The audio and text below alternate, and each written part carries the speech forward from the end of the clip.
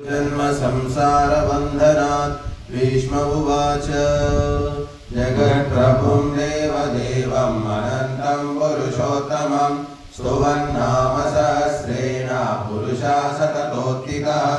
तमेव चार्चयन् नित्यं भक्त्या पुरुषमव्ययम् ध्यायन् स्तुवन् नमस्यन् च यजमानस्तमेव च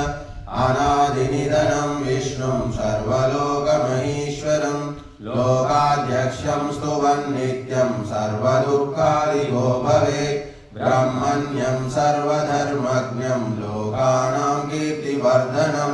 लोकनाथं महद्भूतं सर्वभूतभवोद्भवम्